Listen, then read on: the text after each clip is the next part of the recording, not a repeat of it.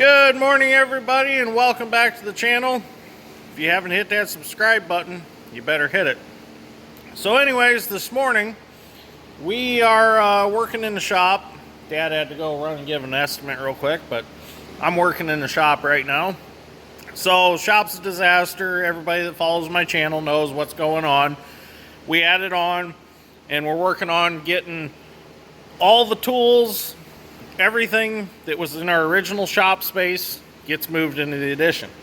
So I actually got 2 batteries the other day from my buddy Justin for the Gradall, and my battery cables are on their way. So hopefully sometime, maybe the next maybe next couple days, maybe next weekend, maybe we'll get some batteries thrown in the Gradall and see if we can get it running. But anyways, so what I'm doing today is I am sorting through everything that we had in boxes, buckets, coffee cans, stuff like that. We just had a lot of random stuff, just accumulation. I'm sorting through all that. I'm putting it in totes, and I'll show you what I'm doing with it. Parts for the MC should be here shortly. They are ordered.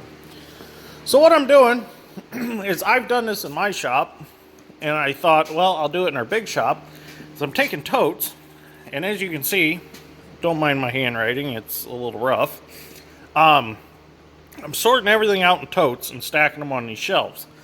On top of these shelves are going to be all of our filters for our tractors, heavy equipment, everything. We'll have them labeled on the front of the shelf. We'll have different spots, like, let's say 200 Hitachi. Everything will be right here within this area that it'll all fit. And then what machine it goes to will be across the front. So, and then the other shelves, as you can see, I've put gear pullers right here. I've got some of our other just random test sets, like that's a diesel compression tester set, slide hammer, my big torque wrench is right there. I threw the big impact there, the sockets for it. So that shelf's all going to be tools. And then the bottom shelf will probably also be tools. And then all these totes, I'm going to separate everything out, and I'm going to line this shelf with totes. I also have like 3 or 4 more of these shelves. We might put one right here with a walkway between. That wagon and all that stuff gets sorted out, and that goes out. That's not staying in. Most of these tools right here will get organized, like the press. I'm going to put it, I think I'm going to put the press over there under the Mulehead brand banner. I'll put the press over there. Just get some of this moved around. I got the bandsaw. The bandsaw I'm going to line up with one of these posts over here and make it so I can roll it out in the main shop if I want to cut 20-foot material. Pete was asking about the MS880 steel. There it is. There she is. We'll have to get her out and run her one of these days and make a video for him. So, anyways, I'm going to get all this organized.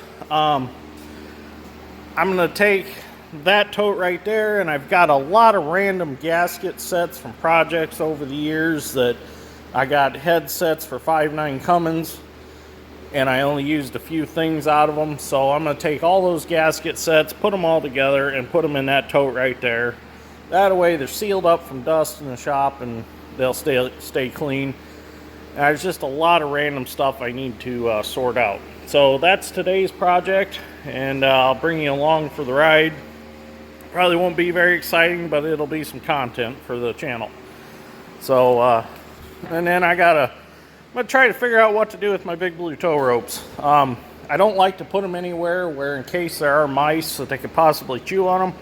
I've got this one that we've used quite a bit. And then I got another new one that I've never unbanded. It's all rolled up, so I'm going to figure out where to put those. And I got to do something with all them 2x4s. The reason all them 2x4s are there is because it's cheaper to buy a 12-foot 2x4 right now than it is to buy a 10-foot 2x4. So you might as well buy a 12 and just cut it off and have the extra laying around. So we're actually going to use those. We're going to put some more shelves together for the other building, so we will use those up. Jack stands, them are all going to go over around the compressor box over there. And then some of the just other random buckets over there will get put over here. And I'll probably take the extra torch tanks and welder tanks and put them over there somewhere too. My goal is to clear this whole shop space out and have all this floor space for the big stuff. And what we'll probably do is we'll keep stuff back a little ways here in the new part, and then we'll probably back the 720 in here, and we'll back the MC in here. Like pressure washer, it'll go out in the other building. But then what Dad and I can do is when we have time, we can go in here and work on the 2 tractors and still have full shop space for all the big equipment to come in that we use daily. There's a new 661 that Dad bought me for Christmas. I haven't got to use that saw yet, but it's going to be sweet. A lot of guys have asked me about the 661 if I run it yet.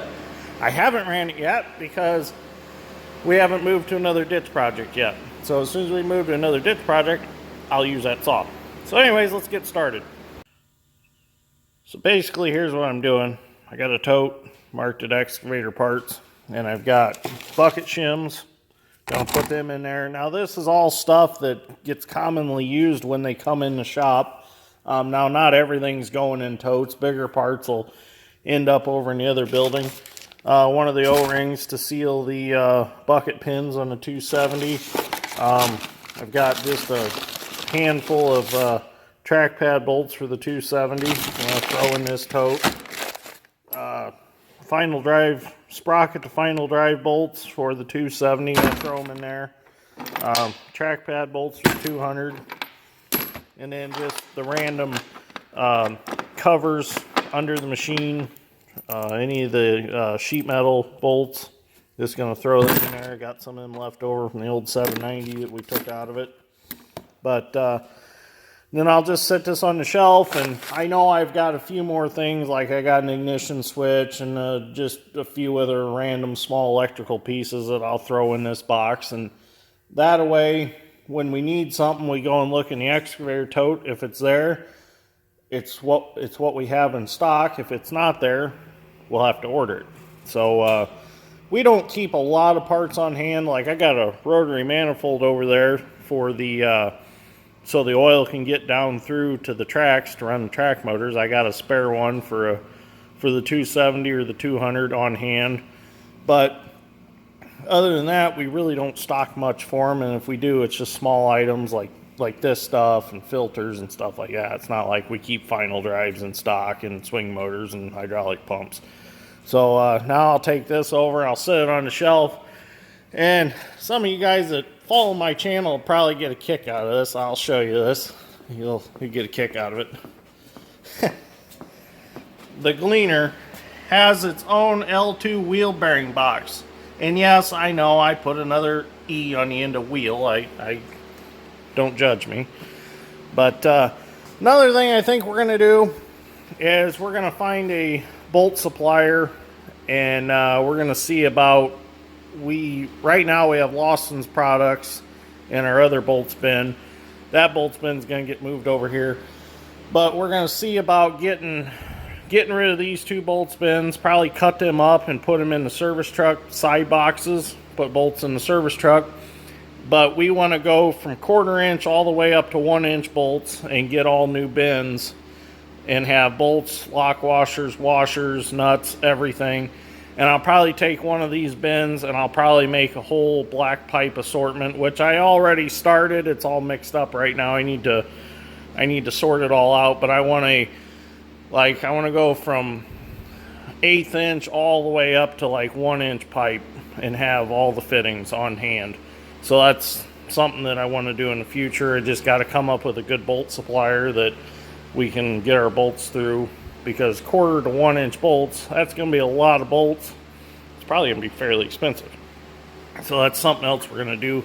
And then we want to get the pull-out drawers with hitch pin clips, cotter pins, just assortments of all the different hardwares that we use. That's something we want to do. We got all that stuff on hand now, but it's, in little containers and stuff like that, but we'd rather have it in the nice assortments. So that's something we're going to work on getting.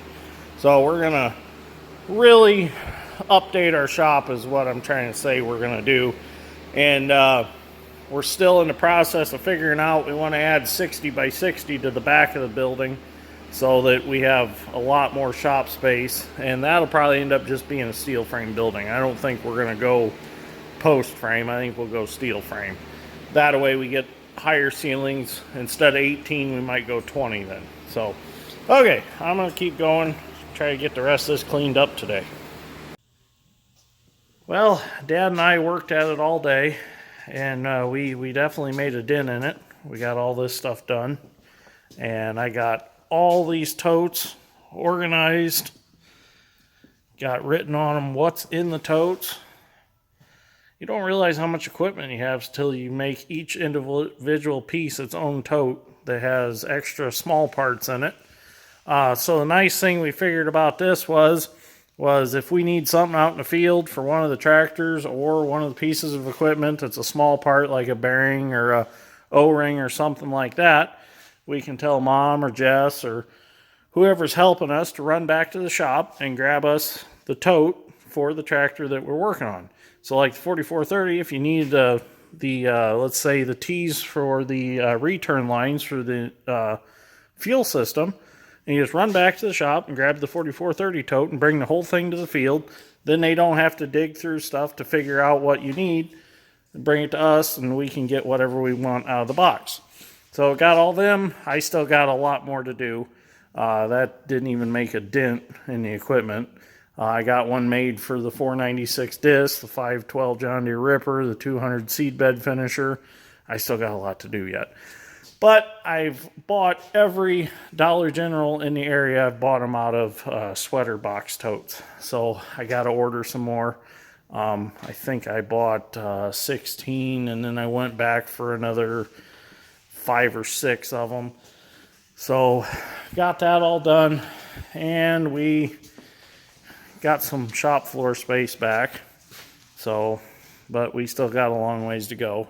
But filled the gator with boxes that we had stuff in, and got rid of a lot of just random cardboard boxes that had parts in them and O-rings and stuff like that. So it turned out real nice. And plus what I done also was all the parts for like the MC and the 720, since those projects are in progress, I went ahead and put all of them in totes so we know exactly where they're at. So when we start working on the tractors again, we walk over, we get the tote, and we have all the parts for them. So that'll be nice. So nothing's getting misplaced in the meantime. So anyways, it's time to go home for the night. Been a long day. Dad and I got a lot accomplished, I feel. So it's going to be nice when it's all done. So there's light at the end of the tunnel. So anyways, if you like this episode of Dirt Grain Steel, give me a like and subscribe. I greatly appreciate it. Everybody have a Merry Christmas if I don't make a video tomorrow. So, oh, has Wilson got a Ritz cracker? What are you doing, Wilson? You got a cracker? He probably wants some cheese on his cracker. Oh. Do you like a cracker? Maybe not. So anyways, give me a like and subscribe, and I will see you on the next one.